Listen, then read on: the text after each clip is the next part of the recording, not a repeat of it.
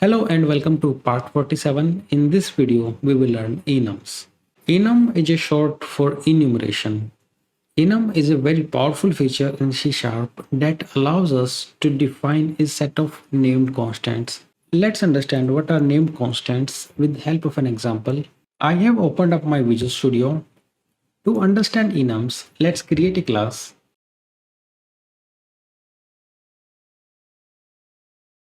Okay, here I have created a very simple class. It has three properties: name, gender, and age.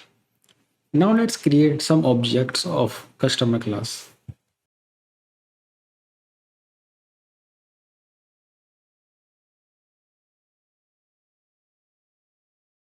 Okay, I have created five objects of customer class C1, C2, C3, C4, and C5.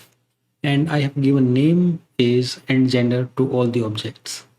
And if you notice here, the gender property can have values male and female.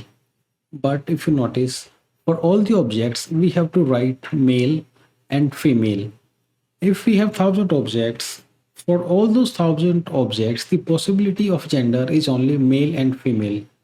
It would be better if we can change this male and female to some kind of key. Let's say we can change the gender to integer,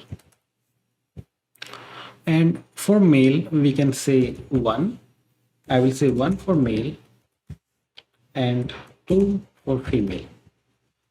Now instead of writing male and female again and again, what we can do, we can just pass 1 for male and 2 for female.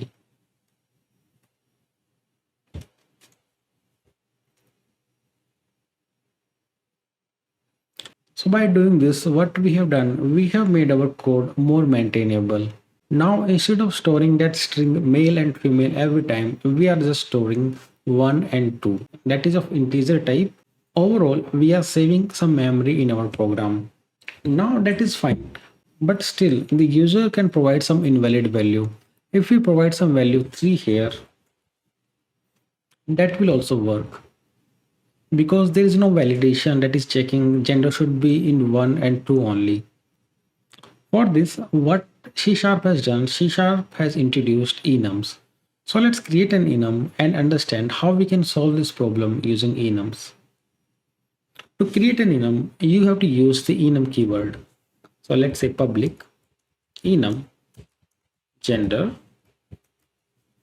Okay, so this is how you will create an enum, and what values you want to store in the enum, that will go inside it. So I want to store male and female.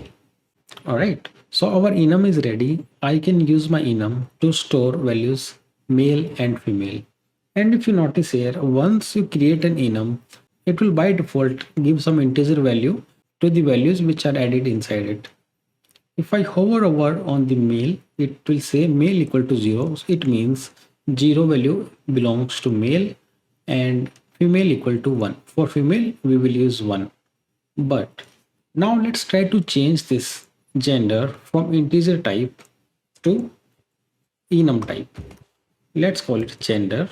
And now instead of using 1 and 2, what we can do, we can use our enum. We can say gender dot male, gender dot, and if you see the intelligent sense, we have all the options male and female, and here user cannot make typo mistakes, and user is not allowed to give any other different values which are not available in the gender enum. So by doing this, we are making sure user is providing only the valid values for the gender property. Okay, so I have replaced my integers with enums, and if you look at this code is more readable and more maintainable. In future, let's say someone has decided to add one more gender to our application. Let's say we want to add one unknown also. And it is very easy. Next time, if someone wants to use the unknown gender for the object, what they have to do? They have to just use the enum and use the dot here. And if you see, now we have three options: male, female, and unknown. So we can select the unknown, and easily we can start using the third value also. So this way enums will make our code more readable and more maintainable. So on the slides you can see enum is short for enumeration, and enum is a very powerful feature. Using that we can define named constants. If you go back to Visual Studio and see the gender enum, these male, female and unknown are nothing but named constants, because we have named them male and female and unknown, but at the back end they are using the integer male equal to 0, female equal to 1 and unknown equal to 2. So by default it will start from 0 and it will keep on incrementing the value by 1 for each value. Okay, enums are strongly typed constants, because here if we try to give some other value, maybe let's say if I try to give some string here male, we will get the compilation error, because our property gender accepts only gender type. So we cannot give any string type here. That's why enums are called as strongly typed. If your program uses set of integral numbers, consider replacing them with enums. Otherwise, the program becomes less readable and less maintainable. In our example, when we were using integers or string instead of using enums, the code was not maintainable and it was more error prone. It was easy to make mistakes when we are not using enums.